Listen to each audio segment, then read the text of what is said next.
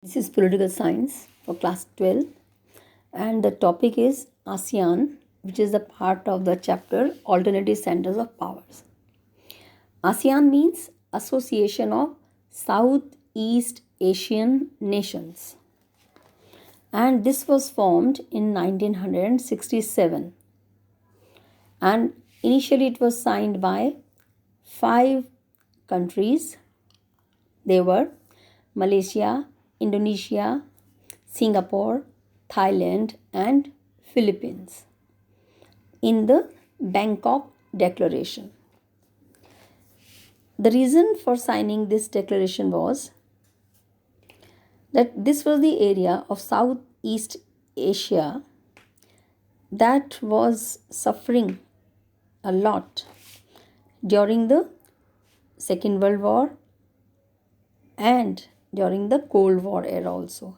And this area was not area, the region was not in a position to join any bloc led by the two superpowers during the Cold War era. And the efforts for the unity with the third world, and that is the non-aligned movement, they were also not very effective for formal cooperation. So this region looked for the formation of regional organization known as ASEAN. So the Southeast Asian nations found an alternative as an organization called the Association for Southeast Asian Nations, and thus it was formed in 1967, as it was just told. Now, what were the objectives? The objectives of these associations are mainly to accelerate the economic growth, to promote social and cultural growth and development, to promote regional peace and security on the basis of rule and law, and to follow the principles of UN Charter. UN Charter means the rules and regulations laid in the UNO.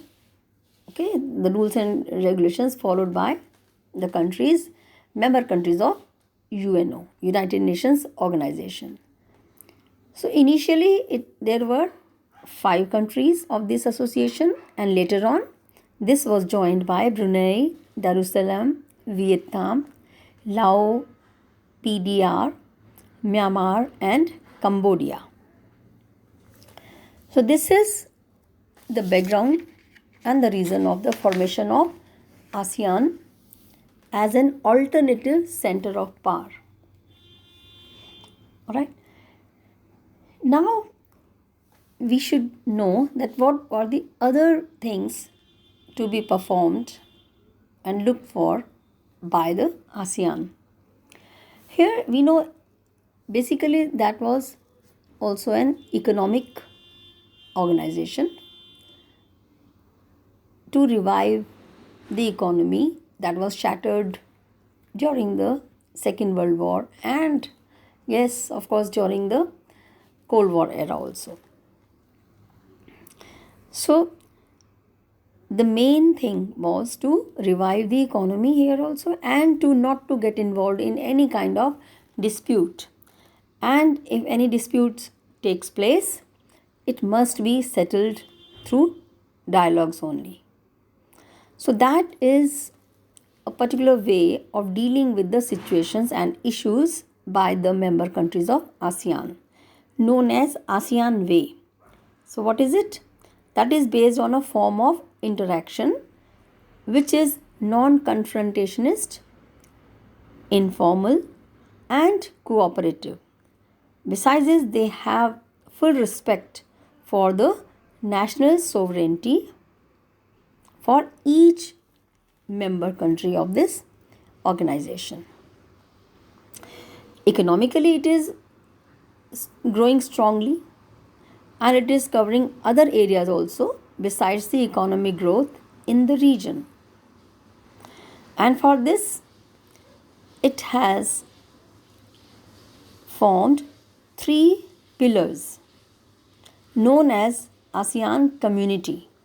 Okay, so ASEAN community is functioning in these mainly three ways known as the pillars, and they are known as ASEAN security community, ASEAN economic community, and ASEAN socio-cultural communities. Okay, so these are the parts of ASEAN community. And what are the what is it acting as? It is acting as a regional forum or the place to settle the disputes, any kind of disputes, peacefully, to coordinate and to give security to the countries, and to help each other in the security matters and in the formation of the foreign policies.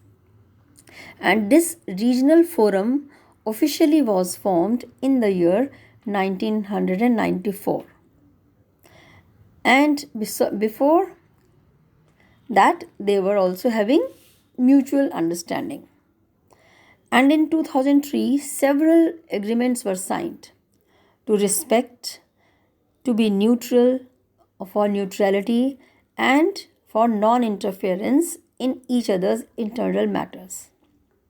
Okay, and the ASEAN economic community that aims to create common market, FTA, free trade agreement, for the investment, for services, and for the labor among and between these member countries. And it has the Vision 2020 also, that aims for wider role in global community, and it has mediated in conflicts like related to Cambodia and East Timor.